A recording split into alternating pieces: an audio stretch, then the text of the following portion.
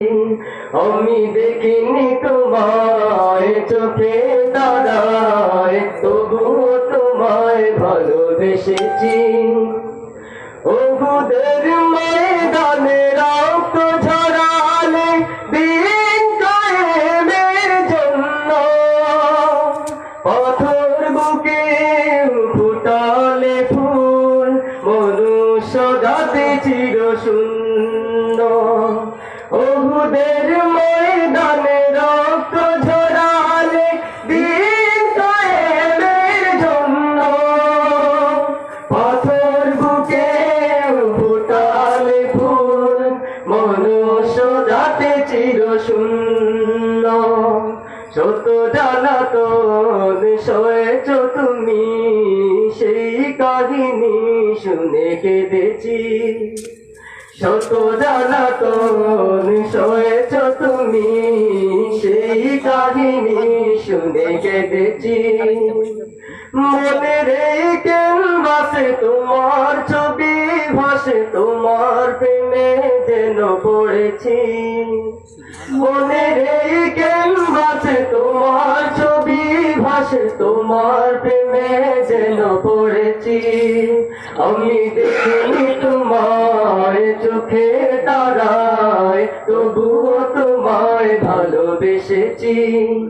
আমি দেখিনি তোমায় চোখে তারায়, তবুও তোমায় ভালোবেসেছি। দারে দারে ঘুরে খোদার বাণী পৌঁছে দিয়েছ দিন রাত, চিনল না তোমায় তায়েফবাসী, করলো যে শুধু আঘাত। দারে দারে ঘুরে খোদার বাণী পৌঁছে দিয়েছ দিন রাত, চিনল না তোমায় তায়েফবাসী, করলো যে শুধু আঘাত। তোমার পায়ের পথের ধুলি এই চোখে সুরমা দিয়েছি। তোমার পায়ের পথের ধুলি এই চোখে সুরমা দিয়েছি। মনের এই ক্যানভাসে তোমার ছবি ভাসে, তোমার প্রেমে যেন পড়েছি। মনের এই ক্যানভাসে তোমার ছবি ভাসে, তোমার প্রেমে যেন পড়েছি। আমি দেখিনি তোমায় চোখে তারায়, তবুও তোমায় ভালোবেসেছি। আমি দেখিনি তোমায় চোখে তারায়, তবুও তোমায় ভালোবেসেছি। আমি দেখিনি তোমায় চোখে তারায়, তবুও তোমায় ভালোবেসেছি।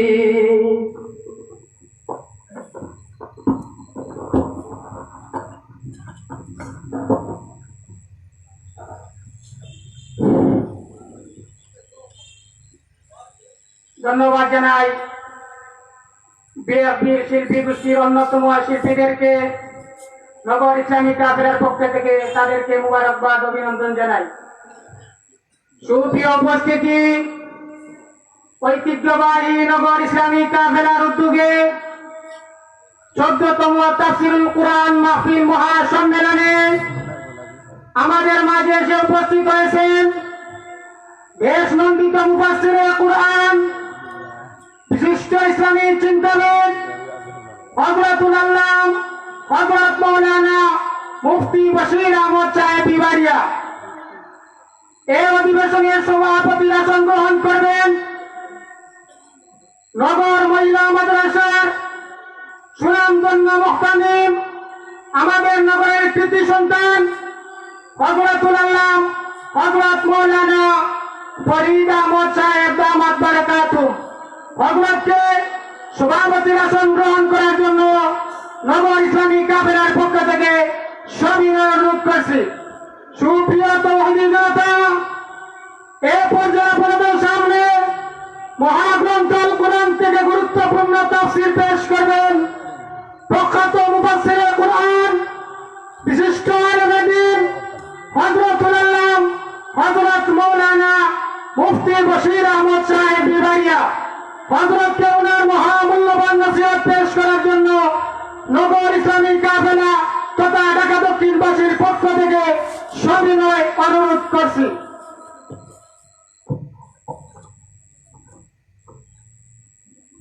الحمد لله وحده والصلاة والسلام على من لا نبي بعده أما بعد فأعوذ بالله من الشيطان الرجيم بسم الله الرحمن الرحيم يا أيها الذين آمنوا أطيعوا الله وأطيعوا الرسول وأولي الأمر منكم فإن تنازعتم في شيء فردوه إلى الله والرسول إن كنتم تؤمنون بالله واليوم الآخر ذلك خير وأحسن تأويلا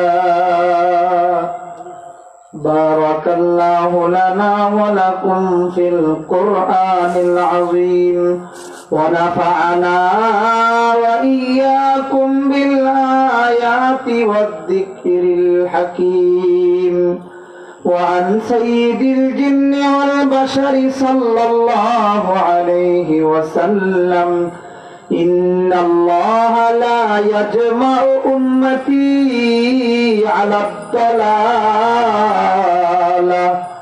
أو كما قال عليه الصلاة والسلام وعن سيد الجن والبشر صلى الله عليه وسلم من كان له إمام فقراءة الإمام قراءة له أو كما قال عليه الصلاة والسلام اللهم صل على محمد وعلى آل محمد كما صليت على إبراهيم وعلى آل إبراهيم إنك حميد مجيد اللهم بارك على محمد وعلى آل محمد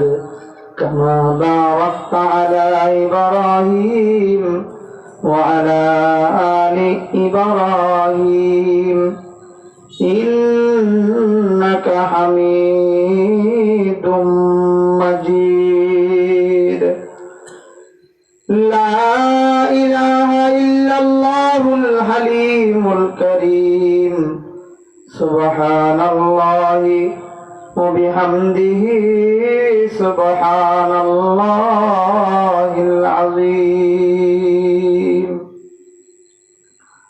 الحمد لله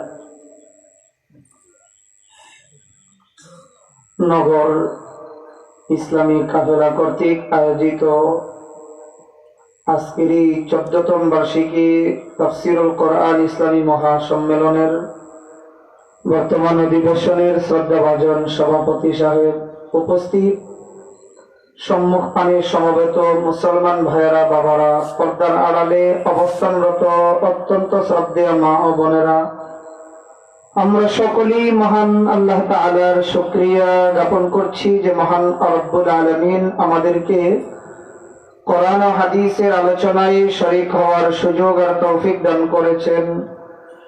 হাজারাত উলামায়ে কেরামদের সোহবত অর্জন করার মতো সুযোগ আল্লাহ তাআলা আমাদেরকে দান করেছেন। সকলেই কালিমাতুশ শুকর আদায় করছি, সকলেই বলি আলহামদুলিল্লাহ। আল্লাহ তাআলার খাস মেহেরবানি যে মহান আল্লাহ তাআলা কোরআন ও হাদিস ভিত্তিক কথাগুলি আমাদেরকে আমলের নিয়তে শ্রবণ করার মতো সুযোগ দান করেছেন। পাশাপাশি আল্লাহর দরবারে আমরা দোয়া করব আল্লাহ তাআলা যেন কোরআন হাদিস ভিত্তিক সবগুলি কথার উপর আমাদেরকে আমল করার তৌফিক দান করেন। সকলে বলে আমিন। আমাদের সমাজে ওয়াজ আওয়াজ ওয়াজ করনেওয়ালা এবং ওয়াজের শ্রোতা এবং ওয়াজের ব্যবস্থাপক আলহামদুলিল্লাহ কোনোটারই অভাব নাই। অভাব মাত্র 3 হরফ বিশিষ্ট একটা শব্দের বাস্তবায়ন, আইন মিম লাম সরায়া ম ল। কি যে হইল সবাই তো বলেন না, সবাই একসাথে বলি কি? আমলের অভাব।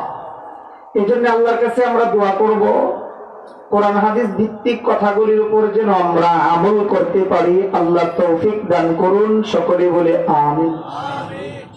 আল্লামা নুরুল হক নবীগঞ্জি দামাত বারাকাতুহুম সহ যত উলামায়ে কেরামগণ আলোচনা পেশ করেছেন, আরো যারা আলোচনা পেশ করবেন, সকলের কোরআন হাদিস ভিত্তিক কথাগুলির উপর যেন আল্লাহ আমাদেরকে আমল করার তৌফিক দান করেন, সকলে আবার বলি আমিন। ইমাম আহমদ ইবনে হাম্বল রাহমাতুল্লাহি আলাইহি 4 মাযহাবের এক মাযহাব হাম্বলি মাযহাব। হাম্বলি মাযহাবের ইমাম আহমদ ইবনে হাম্বল রাহমাতুল্লাহি আলাইহি ওনার ইন্তিকালের পূর্ব মুহূর্তে উনি খুব পেরেশান অবস্থা, কি যেন উনি তালাশ করতেছেন, খুঁজতেছেন, পাচ্ছিলেন না, খুঁজে পান না এমন মনে হয়। ওনার সামনে অনেক শাগির্দেরা ছিলেন, জিজ্ঞেস করলেন, হযরত আপনি খুব পেরেশান মনে হচ্ছে, মনে হয় কিছু তালাশ করতেছেন। ইমাম আহমদ ইবনে হাম্বল রাহমাতুল্লাহি আলাইহি বলেন, বাবারা, আমার মনে আসলেই খুব পেরেশানি একটা বিষয়ে, যদি তোমরা ব্যবস্থা করে দিতে পারো আন্তরিকভাবে খুব খুশি হব। শাগির্দেরা বলেন, হুজুর কি চান, কি তালাশ করেন বলেন। তিনি বলেন, বাবারা, সিঙ্গা যে লাগাই, সিঙ্গা আপনারা চিনেন কিনা জানি না, কি লাগায়? সিঙ্গা। বলেন কি লাগায়? সিঙ্গা যে লাগায় এমন একজন লোক তালাশ করে কি আনতে পারবে?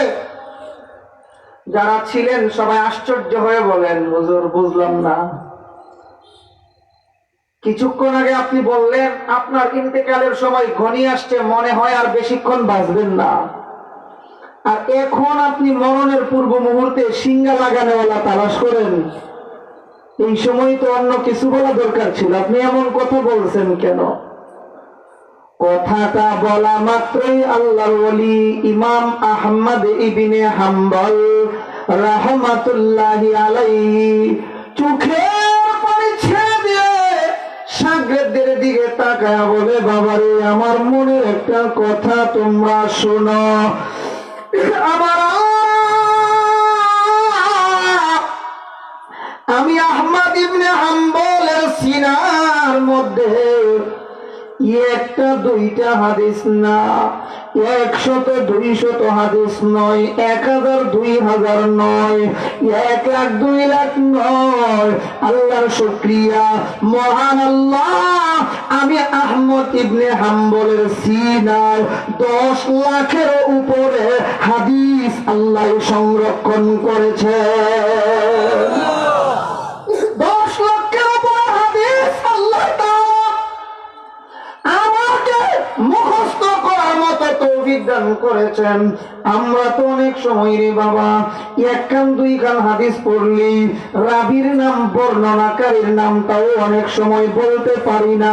বর্ণনাকারীর নাম জানলে হাদিসের ইবারত ভালো করে বলতে পারি না, ইবারত জানলে যারা বর্ণনা করেছেন তাদের অবস্থা, ওই রাবিদের অবস্থা, বর্ণনাকারীদের অবস্থা বলতে পারি না।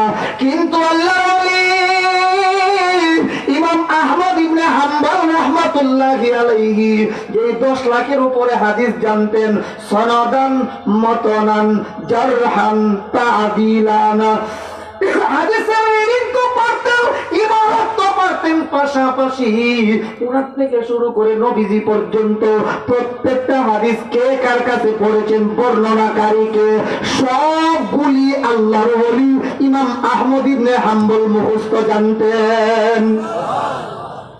বাংলাদেশের সবাইকে হাফিজুল হাদিস কথা বলেন না? আমার জানা মতে তো একজনই আমি জানতাম, বাকি আরো কেউ থাকতে পারে আমি জানি না।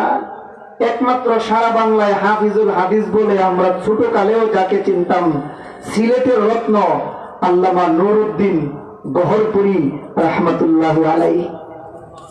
আল্লাহু আকবার, আর আসতে করে জোরে জোরে কোন সবাই আল্লাহু আকবার। সবাই কি ওনার মতো হাফিজুল হাদিস? সনদান মতনান জারহান তাদিলান, হাদিসের সব দিক লক্ষ্য করে আমরা কি সবাই হাদিস মুখস্থ করা সম্ভব না? আমরা পারি? কেউ পারি না। কিন্তু ইমাম আহমদ ইবনে হাম্বল রাহমাতুল্লাহ আলাইহি 10 লক্ষের উপর হাদিস মুখস্থ ছিল, হাদিসের ইবারতও জানতেন এবং তার সনদ উনার থেকে শুরু করে নবীজি পর্যন্ত কোন হাদিসের কোন উস্তাদ কে কার কাছে পড়ছেন, কে কোন হাদিসের রাবি এবং তাদের অবস্থা কি, রাবিগুলি দুর্বল না সবল ছিলেন, সকল অবস্থা জেনে শুনে বুঝে মুখস্থ পারতেন ইমাম আহমদ ইবনে হাম্বল রাহমাতুল্লাহ আলাইহি। 10 লাখের উপরে হাদিস। জোরে একবার কন্যা সুবহানাল্লাহ, সবাই মিলে একসাথে বলি সুবহানাল্লাহ। ইমাম আহমদ ইবনে হাম্বল রাহমাতুল্লাহ আলাইহির শাগিরদরা বলে, হুজুর এই সময় আপনি সিঙ্গা লাগানেওয়ালা তালাশ করেন, বুঝলাম না, অন্য একটা ভালো কথা বলা দরকার ছিল। ইমাম আহমদ ইবনে হাম্বল রাহমাতুল্লাহ আলাইহি চোখের পানি ছেড়ে দিয়ে কই, বাবারা, আল্লাহ তাআলা আমার সিনায় 10 লক্ষের উপরে হাদিস মুখস্থ করাইছেন, আল্লাহ সংরক্ষণ করেছেন। আমার জানা মতে একখান হাদিস ব্যতীত সকল হাদিস যখন মুখস্থ করেছি, প্র্যাকটিক্যালি আমল করেছি, তার বাস্তবতা এনেছি, আমার জানা মতে একটা হাদিস মাত্র বাকি আছে। আমার নবীজি সিঙ্গা লাগাইছেন, আমি এখনো সিঙ্গা লাগাইতে পারছি না। আমি যদি দুনিয়া থেকে বিদায় হয়ে যায় আর আমার নবী যদি জিজ্ঞেস করেন বা নবীজির সামনে যদি যায় আর একটা হাদিসের জন্য প্র্যাকটিক্যাল আমল আমার বাকি থেকে যাবে, এটা আমার কাছে খুব খারাপ লাগতেছে। এই জন্য সিঙ্গা লাগানেওয়ালা তালাশ করে নিয়ে আসো। আল্লাহ যেন সিঙ্গা লাগাইয়া নবীর 10 লাখের উপরে হাদিস মুখস্থ জানি সবগুলি যেন আমল করে যেতে পারি। সুবহানাল্লাহ। तू को जाओ सुन्नते अहमद को जा, तू को जाओ सुन्नते अहमद को जा, बा मोहम्मद कई बुवद निस्बत तुरा। ए बाबा নিজেকে নিজে ভিক্ষা দেওয়া দরকার রে মন। তুই যে নিজের নিজে সুন্নি দাবি করলি, আশিকি রাসূল দাবি করলি, তোর মাথা থেকে পায়ের পাতা পর্যন্ত নবীর সুন্নাত তরিকা কতটুকু আছে একটু চিন্তা করে দেখ। ভালো করে চিন্তা করলি বুঝতে পারবো আমরা কেমন আশিকি রাসূল। জোরে বলুন ঠিক কি না? এজন্য আল্লাহর দরবারে দোয়া করব, আল্লাহ আমরা বলেছি, যা কিছু শুনেছি, আরো যা কিছু বলবো এবং শুনবো, কোরআন হাদিস ভিত্তিক কথাগুলির উপরে যেন আল্লাহ আমলের তৌফিক দান করেন। সবাই বলে আমিন। এরে বাবারা, আমল যদি করতে হয়, আমল যদি শিখতে হয়, যারা আমল করে তাদের সোহবত অবশ্যই অর্জন করতে হবে। কি বলেন ঠিক কিনা? আপনারা বলবেন, সজাগ থাকলে একটা জবাব দেবেন। ড্রাইভার ছাড়া ড্রাইভিং শেখা যায়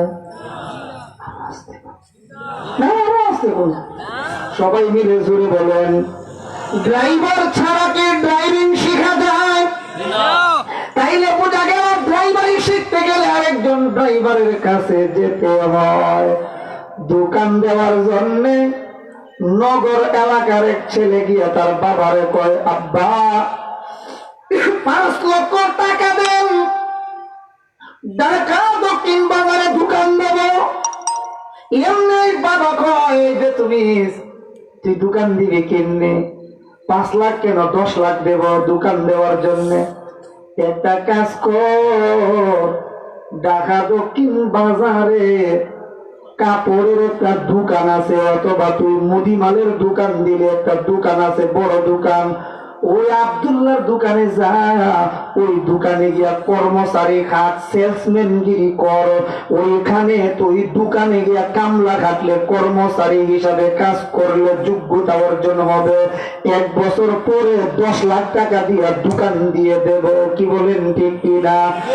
এ বাবারা, দোকানদারিতে লাভ করতে গেলে যদি আগে একজন দোকানদারের কাছে গিয়া শিখতে হয়, আপনি রান্না শিখবেন, কোন মহিলাকে রান্না শিখাইবেন, আর একজন ভালো যিনি রান্না করতে পারে তার কাছে যেতে হয়। তাইলে বোঝা গেল সকল কাজই যদি শিখতে হয় আর আসল পথের উপর চলতে হয়, একজন পরিচালকের দরকার হয়। কি বলেন ঠিক কিনা? এ বাবা, শরীয়তের গাড়ি, আপনি যদি শরীয়তের গাড়ি চালিয়ে যদি জান্নাত নামক গন্তব্যস্থলে পৌঁছতে হয়, চলার পথে যদি চলতে হয়, আগে আপনাকে এই পথে যারা চলে তাদের পথ আগে অবলম্বন করতে হয়। যেই পথে চলতে হয় ওই পথটাকেই সহজে মাযহাব বলা হয়। জোরে কোন ঠিক কিনা? এক কথা, মাযহাবের বাংলা হইল চলার পথ। বলেন, মাযহাবের বাংলা? সবাই বলতে হবে মাযহাবের বাংলা। অনেক বাটপার সিটার আছে আমরা দেশে, বলবে মাযহাব মানা শিরক, মাযহাব মানা শিরক। আমি আয়াত এবং হাদিস দিয়ে ইনশাআল্লাহ আপনাদের সাথে শেয়ার করতে চেষ্টা করব যে মাযহাব মানা ওয়াজিব। বলেন, মাযহাব মানা অবশ্যই আমাকে আপনাকে মানতে হবে। আপনি ড্রাইভারই পারেন না, হ্যাঁ, যদি বলেন হুজুর ঠিক আছে, এর আগে সারা আলোচনার আগে একটা মূল কথা শুনে নেন। কোরআন শরীফের সকল আয়াত, কোরআন শরীফের সকল আয়াত, না দুইটা আয়াত, কোন কোন বলেন, সবাই বলেন সকল আয়াত। আরে আবার বলেন সকল আয়াত, আবার কোন সকল আয়াত, 6666 আয়াত। কোন আয়াতের অর্থ কি আমার দ্বারা বলা সম্ভব হবে না, আমরা সবার দ্বারা বলা সম্ভব। সবাই বলেন, কোন আয়াতের তরজমা কি, কোন আয়াত দিয়ে আমার আল্লাহ কি বুঝাইছেন, কোন আয়াত কোন জায়গায় কোন প্রেক্ষাপটে কেন নাযিল করেছেন, সব কিছু মনে আমরা জানি। একটা মনে রাখেন, যদি কেউ এই সব জানে এবং কোন হাদিস কখন নবী কোন প্রেক্ষাপটে বলছেন, তার অর্থ কি, কোন হাদিস চলিত আছে আর কোন হাদিস রহিত হয়ে গেছে, সব যেই লোকে জানে এবং তার থেকে শুরু করে কে কোন হাদিস বর্ণনা করেছেন নবীজি পর্যন্ত সকল নাম সহজে জানে, তার জন্য মাযহাব মানা লাগবে না। বুঝাইতে পারছেন কথা? হ্যাঁ, মাযহাব মানা সকলের জন্য ওয়াজিব না। এখন কে সেই লোকটাকে একটু ভালো করে বুঝেন। কোরআন শরীফের সকল আয়াত অর্থ কি, শানে নুজুল কি, কখন কোন জায়গায় কি কারণে নাযিল করেছেন, আল্লাহ কি বুঝাইতে চাইছেন, এই সবগুলি যিনি জানেন, এক কোন আয়াতের আমল চালু আছে আর কোন আয়াত রহিত হয়ে গেছে, এবং কোন হাদিস নবী কোন প্রেক্ষাপটে বললেন, তার আলোচনা একেবারে তার থেকে শুরু করে নবীজি পর্যন্ত সকল হাদিস দিয়া কোন কোন মাসআলা বের হয়, কোন আয়াত দিয়া কোন মাসআলা বের হয়, সব যিনি জানেন উনার জন্য মাযহাব মানা জরুরি নয়। কারণ হ্যাঁ তো নিজেই 100, নিজেই মিয়া মিয়া 100। কি বলেন ঠিক কিনা? এর জন্য মাযহাবের দরকার নাই। তবে আমি বলবো, এমন একজন লোক আমরা সারা বাংলাদেশ থেকে বের করে দেন। বুঝাইতে পারছি না কথা? সবাই তো বললেন না, পারবেন?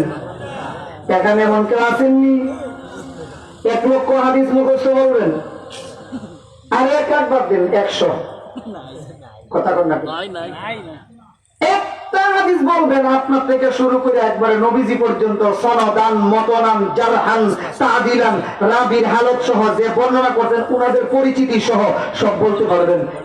মাত্র 1 কান হাদিস পারবেন নি কেউ? তাইলে বোঝা গেল আমরার মতো সান্নিয়া মাযহাব মানা ছাড়া কোরআন হাদিস বুঝা সম্ভব হবে না।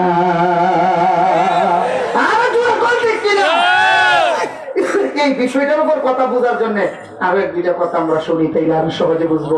কথাগুলি আমার না, ফখরে বাঙ্গাল আল্লামা তাজুল ইসলাম রহমতুল্লাহি আলাইহি, যিনি মিশর কায়রোতে যখন একটা ইসলামী কনফারেন্স হয়েছিল, ইসলামী মহাসম্মেলন হয়েছিল, সেখানে তিনি একটা অধিবেশনে সভাপতির দায়িত্ব পেয়েছিলেন। সুবহানাল্লাহ বলবেন না? তখন ছিল পূর্ব পাকিস্তান। বলেন তখন ছিল, বলেন তখন ছিল পূর্ব পাকিস্তান। সেই পূর্ব পাকিস্তান থেকে একজন আলিম দাওয়াত পেয়েছিলেন, যার নাম আল্লামা তাজুল ইসলাম, ফখরে বাঙ্গাল আল্লামা তাজুল ইসলাম রহমাতুল্লাহি আলাইহি। তিনি একমাত্র দাওয়াত পেয়েছিলেন। সেই ফখরে বাঙ্গাল রহমাতুল্লাহ এক দুইটা কথা আমি শোনাই। তিনি এভাবে বর্ণনা করেছেন, কোরআন শরীফের এক জায়গায় আসছে, আল্লাহ বলেন ইনিল হুকমু ইল্লা লিল্লাহ। বলেন ইনিল হুকমু ইল্লা লিল্লাহ। এর মূল কথা হলো আদেশ পালন করব একমাত্র। সবাই বলেন কার? মনে রাখেন, এই কথাগুলি মনে রাখলে সামনের কথা বুঝতে সহজ হবে।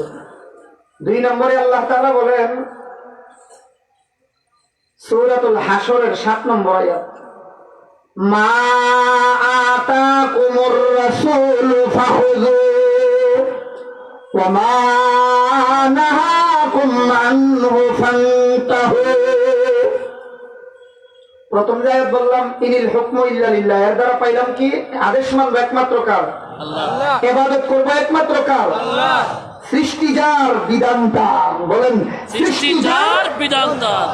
এক কথা বললাম। আর এখন যে আয়াত তিলাওয়াত করলাম সূরা হাশরের 7 নম্বর আয়াত, মা আতাকুমুর রাসূলু ফাখুযু। নবীজি তোমাদেরকে যা দেন বা তোমাদের জন্য রাসূল যা নিয়ে এসেছেন এগুলিকে ধরো। ওমা নাহাকুম আনহু ফান্তাহু। যেগুলি নবীজি নিষেধ করেছেন সেগুলি ছেড়ে দাও, অর্থাৎ সুন্নতকে ধরো, বেদাতকে ছাড়ো। এখন আয়াতে পাইলাম নবীর কথা মানতে হবে। কার কথা মানতে হবে? নবীর কথা। প্রথম আয়াতে কি পেয়েছিলাম? আল্লাহ। সবাই তো বলেন না আল্লাহ, আরো জোরে আল্লাহ। এখন আয়াতে কি পাইলাম? নবীজি। এখন আয়াতে কি পাইলাম? নবীজির কথাও মানতে হবে। আসেন আরেক আয়াতে যাই, যে আয়াত তিলাওয়াত করেছি সূরা নিসার 59 নম্বর আয়াত। আল্লাহ এই আয়াতে বলেন, ইয়া আইয়ুহাল্লাযীনা আমানু আতিউল্লাহা ওয়া আতিউর রাসূলা ওয়া উলিল আমরি মিনকুম। আল্লাহ প্রথম বলেন আতিউল্লাহ, অনুসরণ করো কার? ওয়া আতিউর রাসূল, অনুসরণ করো কার? রাসূলুল্লাহ। রাসূলের কথা বলে আল্লাহ খান তখন এরপর আবার উলিল আমরি মিনকুম, উলিল আমরের অনুসরণ করো। আরবিতে আগে বলেন, বাংলা বলবো আমি। উলিল আমরের অনুসরণ করো। বলেন কার? উলিল আমর। বলেন আরবি শব্দটাই বলেন, উলিল আমর। উলিল আমরের যত ব্যাখ্যা আছে এর মধ্যে একটা ব্যাখ্যা রাইসুল মুফাসসিরিন আল্লামা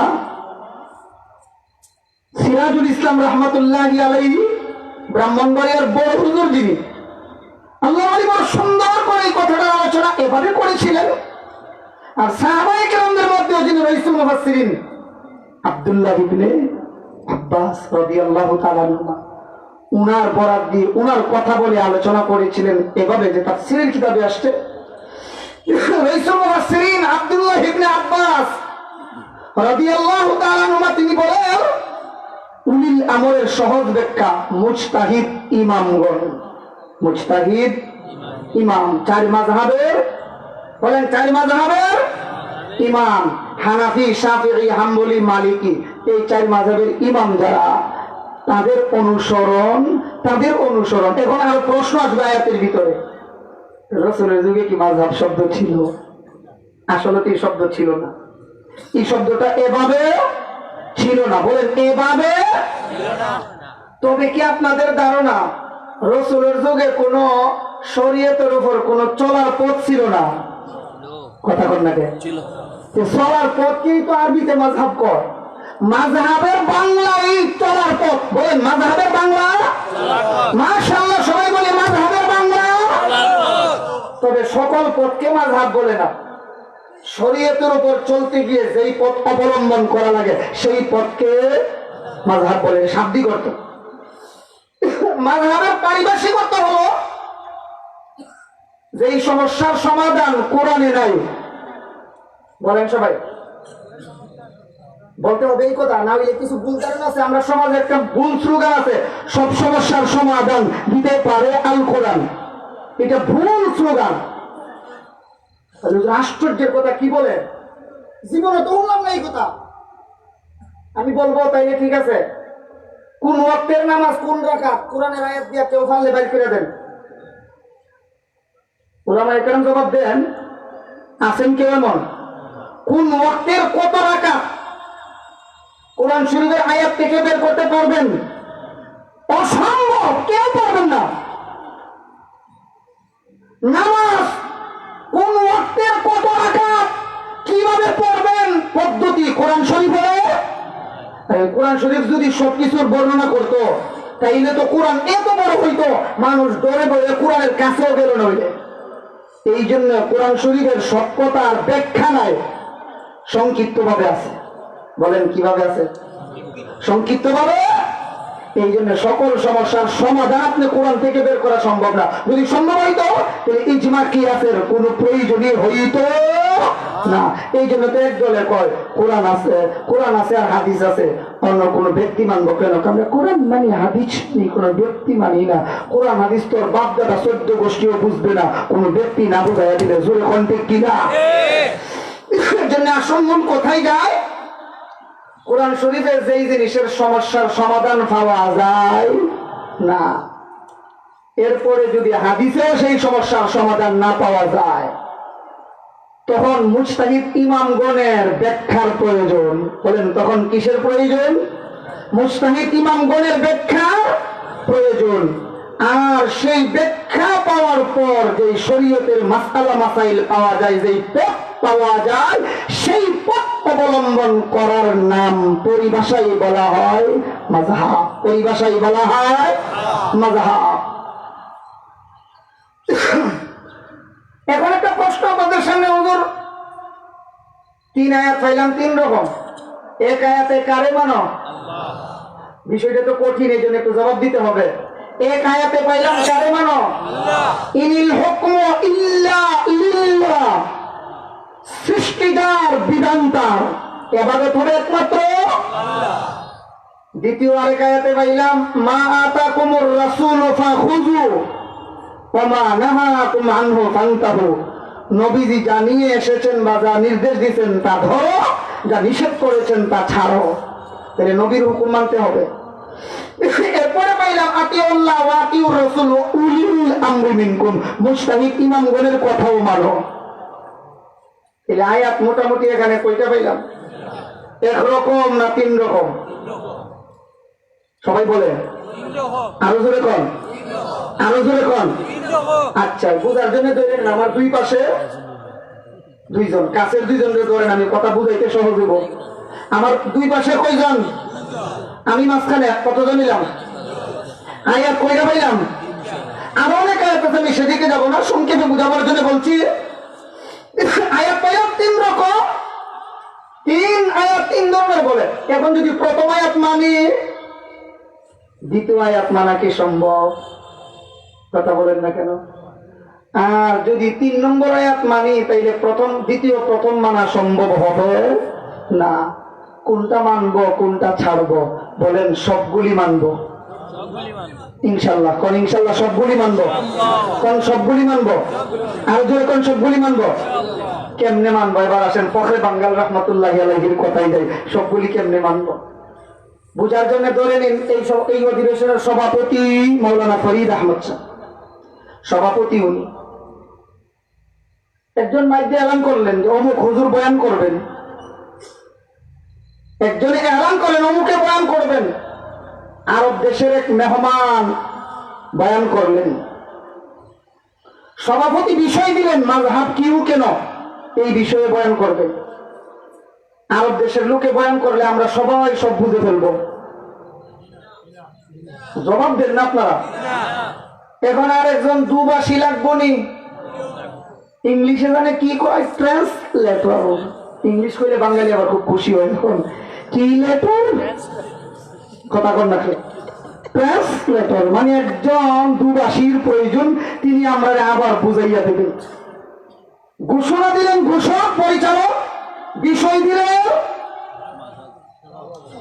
বলেন বিষয় দিলেন, বয়ান করলেন বক্তায়, বয়ান করলেন বক্তায়।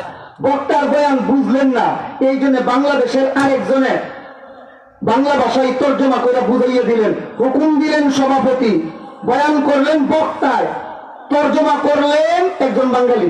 কয়জনের কথা হইল এখানে? সবাই বলেন। বিষয় দিলেন, বয়ান করলেন বক্তায়, তর্জমা করলেন বাঙালি। কয়জন হইল? এখন আমরা উনি যা তর্জমা করলেন, উনার কথাগুলি মানলেন, আমরা দুইজনের কথা বাদ পড়ে গেল। না, উনার কথাগুলি মানলে বক্তার বক্তব্য মানা হলো, সভাপতির কথাও মানা হইল, উনার বক্তৃতা, উনার ব্যাখ্যা আমার বাইরে না। আমি যা বলছি আরবিতে, উনি কইছেন বাংলা, আর উনি যা বিষয় দিছেন আমি এটার ব্যাখ্যা দিলাম। সংক্ষেপে বিষয় দিলেন উনি, আমি এটার ব্যাখ্যা করলাম, উনি বাংলায় বুঝাইয়া দিলেন। এর বাবা, আল্লাহর হুকুম মানা মানে আল্লাহ কোরআন দিলেন, বিষয় দিলেন, বিশ্ব সভাপতি হলেন আল্লাহ, বিষয় দিলেন আল্লাহ, আর আমি আর নবীর হাদিস এটার ব্যাখ্যা দিল। কি বলেন ঠিক কিনা? নবীর হাদিসের ব্যাখ্যা আমরা বুঝি না, এই জন্য মুজতাহিদ ইমামগণ ফিকহ শাস্ত্রের মাসআলা কইরা বুঝাইয়া দিলেন। মুজতাহিদ ইমাম যদি মানা হয়, রাসূলের মানা হয়, বিশ্বের সভাপতি আমার আল্লাহর হুকুম মানা হয়। যারা কই বুঝি না, তোরার নসিবে আল্লাহ হেদায়েত রাখছে না।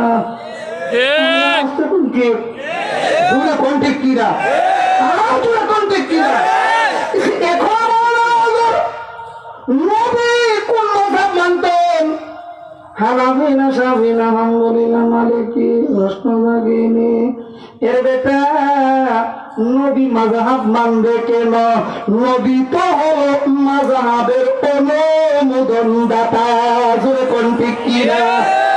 নবীজি যা বলেছেন এইগুলিকে হক্কানি উলামায়ে কেরামগণ, মুজতাহিদ ইমামগণ মাসআলার ফিকহ আকারে বের করেছেন। তুমি যদি ফিকহ শাস্ত্র মানো না, কোরআন হাদিস মানা তোমার দ্বারা সম্ভব হবে না। কি বলেন ঠিক কিনা? এর আরো প্রশ্ন আছে, বলবে যে তোমার সাইটটা কেন বেশি হইল না কেন? সংক্ষেপ জবাব হলো, চার মাযহাবের ভিতরে সকল সমস্যার সমাধান পাওয়া যায়। চার মাযহাব ছাড়া অন্য ইমামের পথে এবং মতে গেলে একটার সমাধান পাওয়া গেলে আরেকটার পাওয়া যায় না, দুইটার পাওয়া গেলে তিনটার পাওয়া যায় না, চারটার পাওয়া গেলে পাঁচটার পাওয়া যায় না। কিন্তু হানাফি, শাফিঈ, হাম্বলি, মালিকি চার মাযহাবের যে কোনো একটা মানলেই সমস্যার সমাধান পাওয়া সম্ভব। বলে ঠিক আছে, চারটা যখন বালা, জোহরের সময় মানলাম হানাফি, ফজরের সময় শাফি, আর আসরের সময় মালিকি, মাগরিবের সময় আর একটা, এইভাবে চারটার বন্টন করে দেয়। মনে চারোটা মানুষ সম্ভবত। কথা কন, আপনার ঔষধ দরকার, ঔষধ আনবার জন্য ডাক্তারের কাছে গেছেন, ডাক্তার সাথে ঔষধ দিয়ে দিছে, এলোপ্যাথিক ঔষধ আনছেন, আইনা দেখেন কাজও না, এমন এলোপ্যাথিকও রাখছেন। ডাক্তার আবার কইতে সকালে যখন এলোপ্যাথিক খায়, দুপুরে খামো ভামিও, দুপুরে বিকালে করা কোনটা জানে কামও কম জানা তো, এই জন্য রাত্রে খাই মো হারাবাল। হারবাল চিনতেন না? সবাই বলেন না, মানে সব বন্টন করে আনছেন যে চার জাতের ঔষধ আমি খাইব। তিনটা গেল হারাবাল, 4 নম্বরে আরেকটা 12টার সময় খাইলাম ইউনানি, কইলে হইল 4টা মিলাইয়া সকাল আর দুপুর আর বিকাল আর রাত 4টা মিলাইয়া যদি খাই দেখবেন রোগ খুব তাড়াতাড়ি ভালো যাবো। হ্যাঁ, কথা কন না, সবাই বলেন না। তাইলে এখানে যে কোনো একটা খাবেন, একটু ধৈর্য ধারণ করবেন, ইনশাআল্লাহ আল্লাহ চাহে তো ভালো হয়ে যাবেন। কিন্তু আপনি চারোটা একসাথে খাইলে আপনার যেমন সমস্যা হতে পারে, চার মাযহাব একসাথে মানতে গেলে আপনার সমস্যা হবে, যে কোনো একটা মানলেই হবে। কি বলেন ঠিক কিনা? সর্বোত্তম হলো হানাফি মাযহাব। কোন সর্বোত্তম হলো? আসবে সামনে আলোচনায়। হুজুর কেমনে একটু বুঝাইয়া দিনে বাবা। আপনি ডাক্তারের কাছে গেছেন, যাওয়ার পরে ডাক্তার সব কিছু ট্যাবলেট খাইলেই চলবো, সমস্যা নাই। আরেকজনের কাছে আইছেন, উনি কই না ট্যাবলেটের সাথে ক্যাপসুল লাগবে। এলোপ্যাথি কই? আপনার শাস্ত্রটা এলোপ্যাথি। কিন্তু একজনে বলছে ট্যাবলেট খাইলেই চলবো, আরেকজনে কই না ট্যাবলেটের সাথে ক্যাপসুল লাগবো, আরেকজনে কই ট্যাবলেটের সাথে ইনজেকশন লাগবো। তিনজনের যে কোনো একটা গ্রহণ করলে আলহামদুলিল্লাহ সমস্যা নাই। কি বলেন ঠিক কিনা? তিনজন হক, তিনজন ভালো কথা বলছেন। উনি ওনার ব্রেন মতে, থিওরি মতে বলছেন ট্যাবলেটই যথেষ্ট। উনি চিন্তা করে দেখছেন ফাঁকে ফাঁকে যে কাশি মারে, শুধু ট্যাবলেটে হইতো না, কি লাগবো? সবাই বলেন ক্যাপসুল লাগবো, হাই অ্যান্টিবায়োটিক লাগবো। আর একজনে চিন্তা করে দেখছে হুজুর যে ওয়াজের ফাঁকে কাশি দেই, নিমোনিয়া হইছি নি, আবার কাশি নি বয়া গেছে গা, শুধু ক্যাপসুলে হবে না, সাথে আরেকটা কথা বল না করে ইনজেকশন দিলে আরো বালা। এ বাবারা তিনজন হক পথে আছে। কি বলেন ঠিক কিনা? যে কোনো একটা আপনি মেনে নিন, চাইরো মাযহাব সত্য, যে কোনো একটা মানলে আপনার জন্য যথেষ্ট। কি বলেন ঠিক কিনা? এ বাবারা ভাইরাম, ফখরে বাংলা আল্লামা তাজুল ইসলাম রাহমাতুল্লাহি আলাইহির কথা বলতেছিলাম। আল্লাহর ওলি মিশর কায়রোতে ইসলামী কনফারেন্সের সভাপতি এক অধিবেশনে, মনে আছে না ভুলে গেছেন? সভাপতির আসনে বসা মিশরে এক আলিম দাঁড়াইছেন, দাঁড়াইয়া বলেন হুজুর, আরবিতে বলছেন, আমি একটু অনুমতি চাই, একটু বয়ান করতাম। কি করতাম? ওয়াজ করতো, ওয়াজ। ফখরে মঙ্গল রহমাতুল্লাহ তাকায় দেখেন, যিনি ওয়াজ করতে দাঁড়াইছেন একেবারে পরিষ্কার, মানে বুঝেন নাই, দাড়ি নাই। ফখরে বাঙ্গাল রহমাতুল্লাহ আশ্চর্য হয়ে বলেন, হ্যাঁ বয়ান করবেন কি বিষয়ে? কই হুজুর সুন্নাত সম্পর্কে। সুন্নাত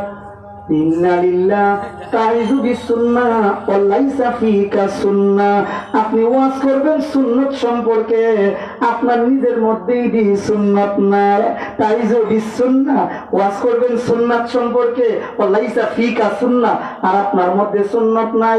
ওই লোকটা দাঁড়ায়া ডাক দিয়া কই হুজুর, লাইসাল ইসলামু ফিল লিহিয়া, ইসলাম দাড়ির ভিতরে ঢুকে রইছে না। নাউযুবিল্লাহ। কোন আল্লাহ বলি কই নাম, তুমি যা বলছো ঠিক বলেছো, ওয়ালাকিন্নাল লিহিয়া ফিল ইসলাম, তুমি যে বলছো দাড়ির ভিতরে ইসলাম নাই, তবে কথা সত্য, শুনো ইসলামের ভিতরে দাড়ি আছে।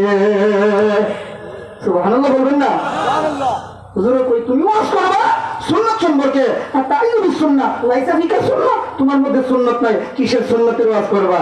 এর জবাব দেয় লাইসাল ইসলামু ফিল লিহিয়া, ইসলাম দাড়ির ভিতরে নাই। ফখরে বাঙ্গাল কই ঠিক আছে, নাম যা বলছো ঠিক বলছো, ওয়ালাকিন্নাল লিহিয়া ফিল ইসলাম, কিন্তু ইসলামের ভিতরে দাড়ি আছে, দাড়ির ভিতরে ইসলাম নাই, ইসলামের ভিতরে কি আছে? দাড়ি আছে। আশ্চর্য হয়ে গেছে, আর কোনো কথাই বলতে পারে নাই। শেষ পর্যন্ত এরা সবাই বলতে শুরু করলো, হুজুর চার মাযহাবের ইমাম যদি ইজতিহাদ করতে পারে, তাইলে আমরাও ইজতিহাদ করব, আমরাও নিত্য নতুন মাসআলা বের করব। ফখরে বাংলার রহমাতুল্লাহ আলাইহি কই বুঝে ফেলেছি তোমাদের কথা, তোমরা ইজতিহাদ করবা, মাসআলা বের করবা, ঠিক আছে। কোরআন শরীফের সকল আয়াত, ওই যে ভূমিকায় বলছিলাম মনে আছে তো, মাযহাব মারা লাগবে না কাদের জন্য, প্রশ্নের জবাবটা মনে আছে আপনাদের?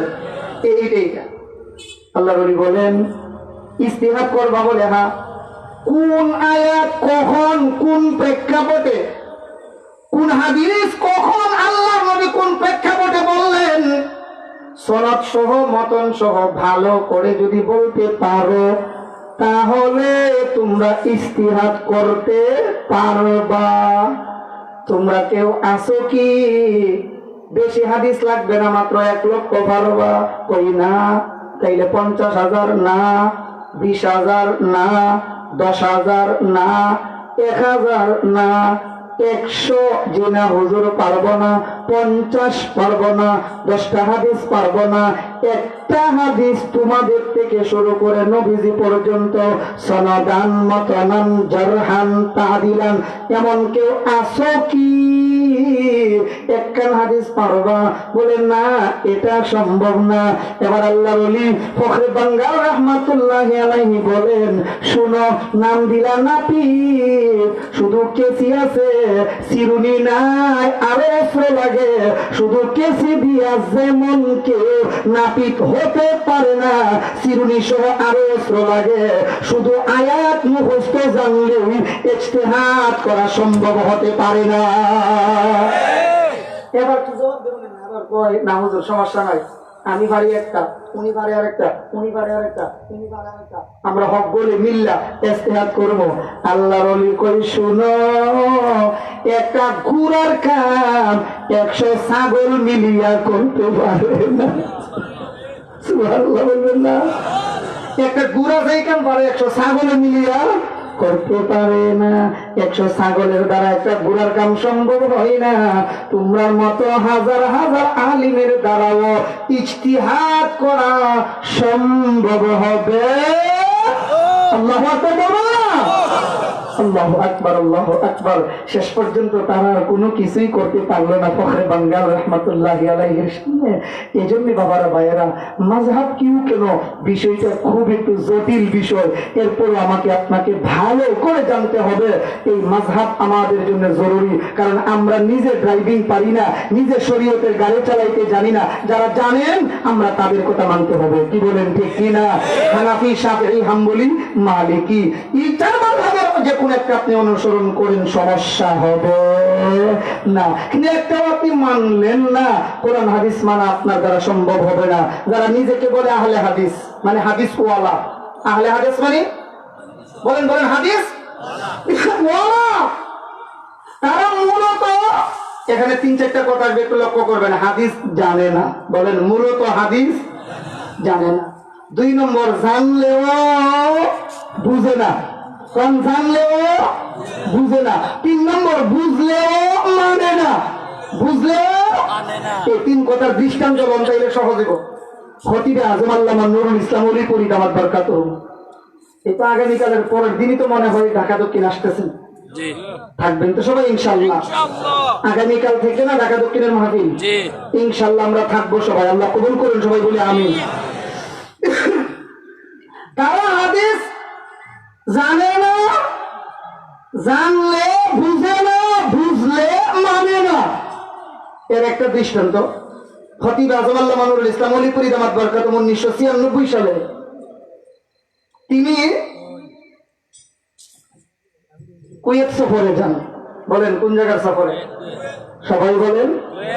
উনার লিখিত কিতাব আছে মাযহাব কিউ কেন, পড়বেন, একটু পড়ে দেখবেন। উনি এই ঘটনাটা উনার কিতাবে লিখছেন, মাযহাব কিউ কেন। এই কিতাবে তিনি লিখেছেন, আমি 1996 সালে কুয়েত সফরে যাই, 5 ওয়াক্তের নামাজ মসজিদে পড়ি, মাগরিবের সময় তাকায় দেখি আযান হওয়ার পর এরা বড় বড় শাইখেরা সবাই দাঁড়ায় 2 রাকাত সুন্নাত পড়ে। বুঝেন না আমার কথা? আমরা কি মাগরিবের আযান দেওয়ার পর কোন সুন্নাত আছে বা পড়ি? সবাই বলেন। এরা পড়ে। তিনি বলেন আমি পড়ি না। নুরুল ইসলাম ওলি পরিদামাত বরকাতুহু পড়েন না।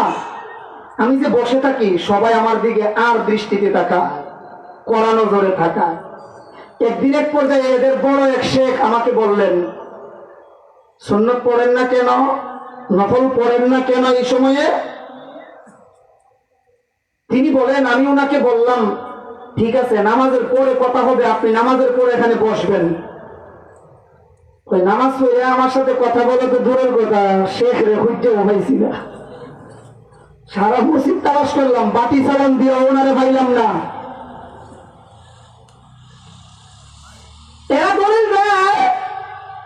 হাদিস শরীফে আসছে বাইনা কুল্লি আযানাইনি সালাতুন। হাদিসের মূল কথা, আযানের ইকামতের মাঝখানে নামাজ আছে। আযানের ইকামতের মাঝখানে নামাজ আছে, অর্থাৎ নফল সুন্নাত আছে। এই হাদিস মতে এরা প্রত্যেক আযানের পরে নামাজ শুরু হওয়ার আগে সুন্নাত পড়ে, নফল পড়ে।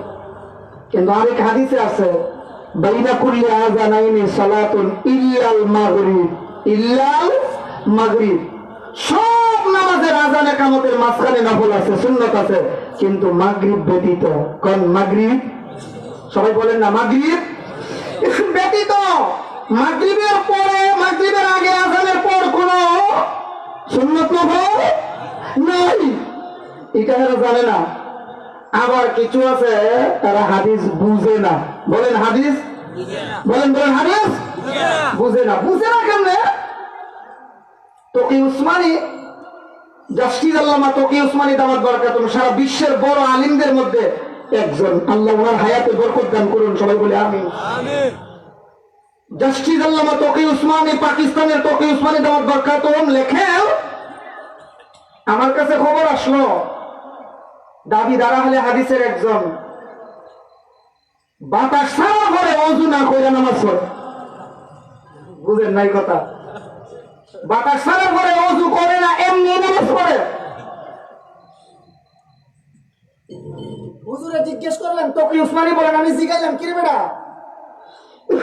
শুনছি তুমি নাকি বাতাস ছাড়া করো, বায়ু ছাড়া করো, ওযু করো না। তুমি বলে বলছো তোমার ওযু ভাঙ্গে না। এর ওযু শাসিমেন দিয়া প্লাস্টার করে লেছে, বাতাস ছাড়লে আর ওযু ভাঙ্গে না। ওযু থাকলেন এর ভাঙতো। দাদা মসজিদে ঢুকছে দুই নাতির সাথে।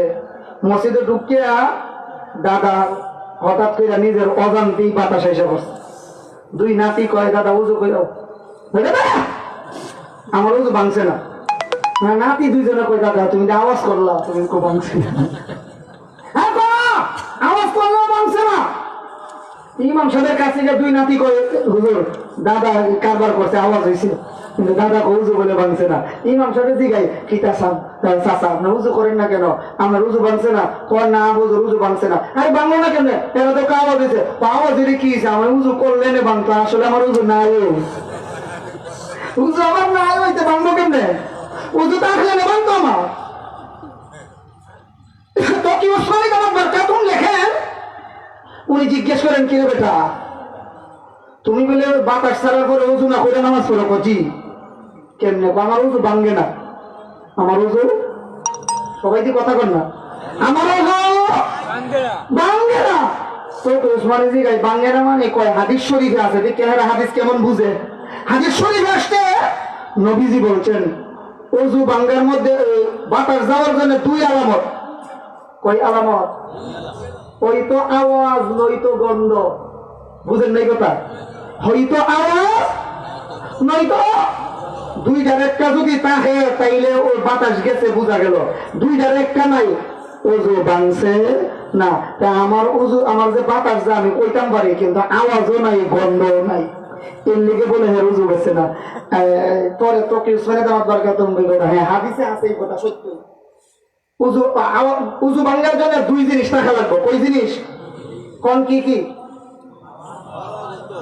হ্যাঁ ওই তো শব্দ লাগবে, আর নাইলে না গন্ধ লাগতেইব। দুইটার একটা না হইলে উযু ভাঙতো না। ওই আরে বলো তুই হাদিস বুঝছস না। হুজুর কি? ওই হাদিসের ওই লোকের জন্য যেই লোকের ওযু ভাঙছে কিনা সন্দেহ লাগে। সন্দেহ লাগলে দুই জিনিস। সন্দেহ লাগলে, সন্দেহ দূর করার জন্য কই জিনিস? আর যে নিজে কইতে হবে বাতাস যাইতেছে, খবর হইতেছে, খবর হওয়ার পরে আমার এই গন্ধ লাগছে না, আওয়াজ হয়েছে না, বোঝা গেল হয় বাদশা। বোঝা গেল হয় আর কোন বোঝা গেল হয় বাদশার উযু করার নিয়ম নাই। ও সাপ দেখার জন্য দাদা আর নাতি এরা একসাথে দাঁড়াইছে। দাঁড়ায় কয়, ও বাবা ওই সাপ দেখা দাও। দাদার চোখের পাওয়ার আর এই নাতির চোখের পাওয়ার এক সমান হয়। সবাই বলো দাদা কই দেখা দা, দেখি না। নাতি কেমনে দেখা দেখি না নাতি উঠতে যদি দেখো না যারা দেখে হের একটা মানো, আর যদি আমরা কইলে মানো না তাহলে বুঝি নাইছি তোমার রোজা রাখবার নিয়ত নাই, তুমি বাটফার। আর ওই কোন ঠিক কিনা? তাহলে হয়তো তোমরা কোরআন হাদিস মানো, আর না মানিয়া যারা বুঝেছে বুঝাই তোমার চার বছর দিল একটা মানো। যদি কেউ বুঝি না আর মানিও না তাইলে বুঝা গেল একটা, যদি না মানো তোমরা বাটফার শরীর মানার ইচ্ছা রাখো না। যেরকম ঠিক কিনা? ওইলে নিজে দাদা ওইলে নাতির কথা মানবো, নিজে ওইলে দেখবো, না দেখলে নাতির চোখের পাওয়ার বেলা সের চোখের পাওয়ার বেলা একটা মান তুলবো। যেরকম ঠিক কিনা?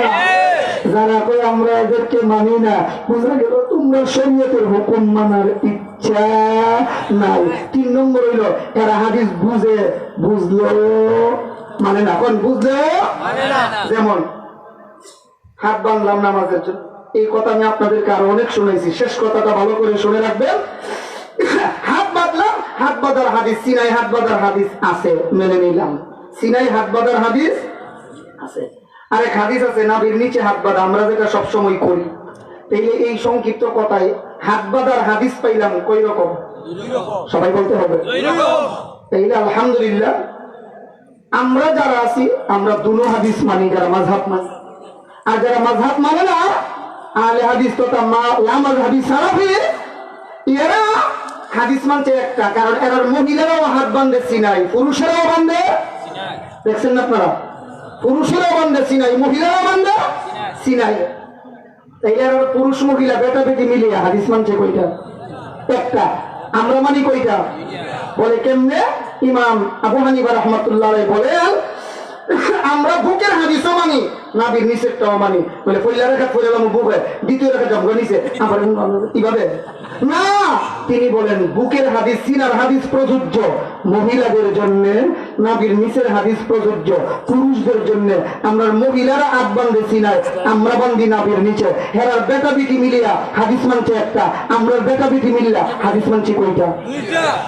এই হাদিস যখন হাটাজারি মাদ্রাসায় পড়ি, আমিরে বাঙ্গাল আল্লামা শাহ আহমদ শফি দামাত বরকাতুম বলেছিলেন যুক্তি অত কয় মহিলারা বান্ধব বুকো আর আমরা বানতাম নাভির নিচে। বলে কেমনে? হুজুর বলছিলেন মহিলাদের বুকের মধ্যে গোপনীয় অঙ্গ আছে, হাতটা এখানে বাঁধলে এদের পর্দাটা আর একটু বাড়বো। যেরকম ঠিক কিনা? আর পুরুষেরা যদি নাভির নিচে বাঁধে পর্দা বাড়বো। বলে কেমনে? এখানে ফাইজাম আছে, হুজুর এইভাবে ধরে দেখাইছিলেন, ফাইজাম আছে, লুঙ্গি আছে, কোনো কারণ যদি সুইট হয়ে যাইতো গাছা ছাড়তাম না। যেরকম ঠিক কিনা? যুক্তি অত মহিলারা বান্ত সিনায়, পুরুষে বান্ত নিচে।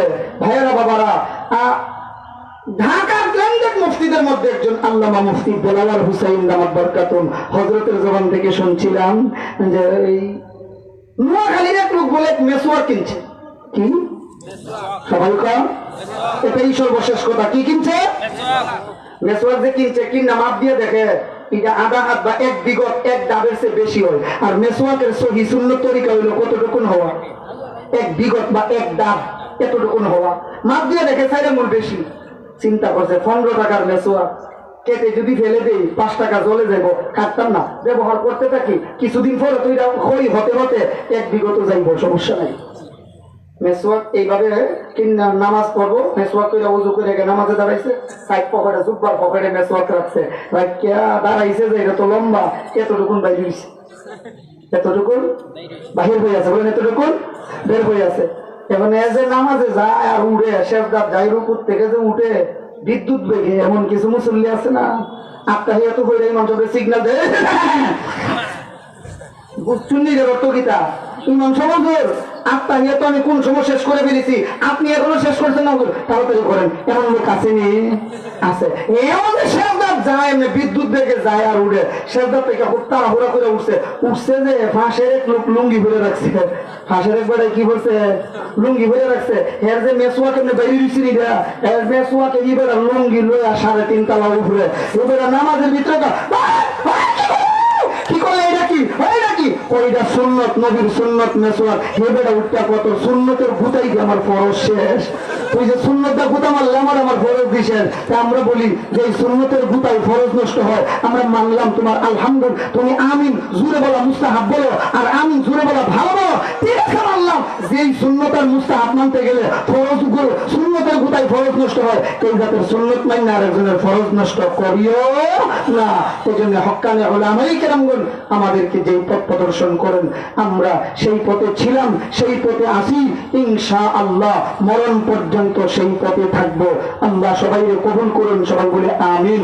কেউ উঠবেন না, গুরুত্বপূর্ণ আলোচনা করবেন। আরো বড় বড় উলামায়ে কেরামগণ আছেন, আপনাদের সামনে গুরুত্বপূর্ণ আলোচনা পেশ করবেন। মুফতি নাসির উদ্দিন আনসারী সাহেব ঢাকা, তিনি আলহামদুলিল্লাহ উপস্থিত আছেন, গুরুত্বপূর্ণ আলোচনা পেশ করবেন। আমি আপনাদেরকে অনুরোধ করব সকলে ধৈর্য ধারণ করে বসি। আস্তাগফিরুল্লাহাল্লাযী লা ইলাহা ইল্লা হুয়াল হাইয়ুল কাইয়্যুম ওয়া আতুবু ইলাইহি। লা হাওলা ওয়ালা কুওয়াতা ইল্লা বিল্লাহিল আলিয়্যিল আযীম। আলহামদুলিল্লাহ। اللهم انت السلام ومنك السلام تبارك ربنا وتعالى يا ذا الجلال والاكرام. اللهم ارحمنا فانك خير الراحمين، اللهم انصرنا فانك خير الناصرين. الهي تبت من كل المعاصي باخلاص رجاء للخلاص. يا الهي رحم كن برما ہما معف کن جملہ گناہ ما ہما. রব্বুল আলামিন পরওয়ারদিগার আলম, আমরা কতিপয় তোমার গুনাহগার গোলাম ভিক্ষুকের মতো দুটি হাত বাড়িয়ে দিলাম, জিন্দেগীর तमाम গুনাহ খাতা মাফ করে দাও আল্লাহ। উলামায়ে কেরামগণ যা আলোচনা করেছেন, যা আলোচনা করবেন, কোরআন হাদিস ভিত্তিক সব কথাগুলোর উপর আমাদেরকে আমল করার তৌফিক দান করো মাওলা। আয় আল্লাহ রব্বুল আলামিন, বাতিলদের খপ্পর থেকে আমাদেরকে হেফাজত করো মাওলা। মাওলায়ে কারীম, আমরা যারা হাত বাড়াইছি অনেকেরই মা নাই, অনেকের বাবা নাই, এমন লোক আছে মাও নাই বাবাও নাই, চিরজন্মের এতিম বানাইয়া অন্ধকার কবর সাপ বিচ্ছুর করে শুয়ে গেছে। আমাদের মা বাবা আত্মীয় স্বজনদের কবরে আর আযাব দিও না মাওলা। আল্লাহ বারবার মক্কা মদিনা জিয়ারত করার তৌফিক দান করো মাওলা। আল্লাহ এই তাফসীর মাহফিলকে কিয়ামত পর্যন্তের জন্য কবুল এবং মঞ্জুর ফরমাও আল্লাহ। নগর ইসলামী কাফেলাকে কবুল এবং মঞ্জুর করে নাও। আয় আল্লাহ আমাদের ছেলে মেয়েদেরকে সুশিক্ষা দেওয়ার তৌফিক দান করো মাওলা। এলাকার অনেকে অসুস্থ বিমারি আছে, সকলকে পূর্ণ সুস্থতা দান করে দাও। বিদেশের বাড়িতে আল্লাহ অনেকে অসুস্থ আছেন, অনেকের কাগজপত্র ঠিক নাই, মালিকের সাথে মিল নাই, আল্লাহ এই সবগুলির ব্যবস্থা তুমি করে দাও মাওলা। আয় আল্লাহ রাব্বুল আলামিন বিদেশের বাড়িতে স্বাস্থ্য ভালো রেখে হালাল রিজিক কামাই করার তৌফিক দান করো মাওলা। ওয়া সাল্লাল্লাহু তাআলা আলা খায়রি খালকিহি মুহাম্মাদ ওয়া আলিহি ওয়া আসহাবিহি আজমাইন। আমিন বিরহমাতিকা ইয়া আরহামার রাহিমিন।